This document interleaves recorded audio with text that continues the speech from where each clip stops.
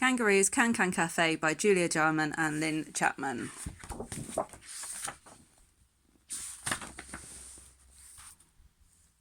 Kangaroo went to France and saw a great dance. He soon became a big fan.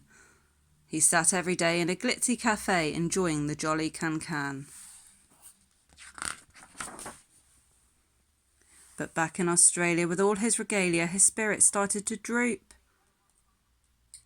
He so missed the dance he lived in both France till he thought, I'll start my own troupe. I'll hold an audition, a Cancan competition, long-legged dancers I'll seek.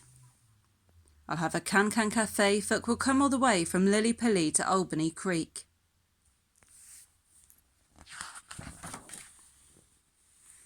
The first to turn up was a wombat called Woot.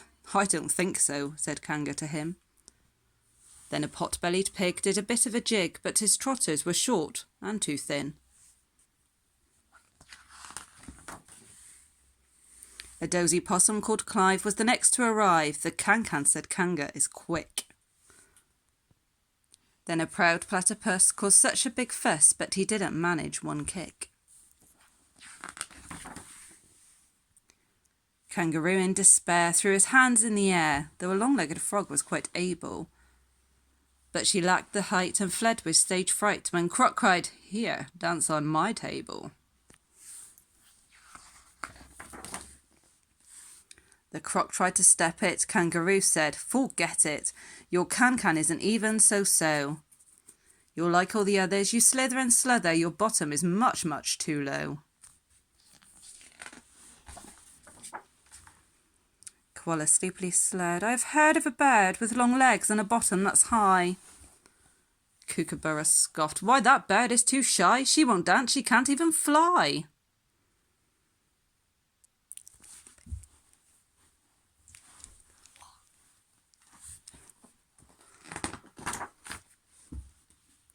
Kookaburra was right. Emu kept out of sight, away from the other bird's jeers. But Kangaroo asked politely, and she blushed very brightly, and then she kicked, and he broke into cheers. As Emu kicked her legs high, she caught Kanga's eye. He was smit from the very first glance. Her Cancan was bliss. He blew her a kiss. Emu, you really can dance.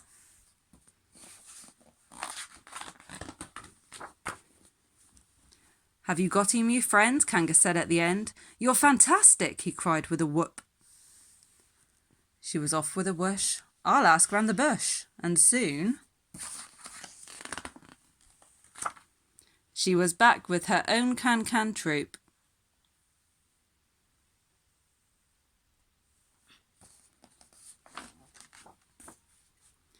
Crowds came early and bright for the opening night of Kanga's great Cancan Cafe.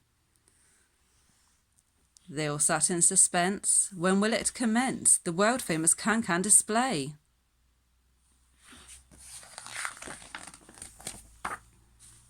Then into the light stepped a bird, bold and bright, for Emu was no longer shy. At the head of her clan, she began to Cancan. And the claps and the cheers reached the sky. Bye.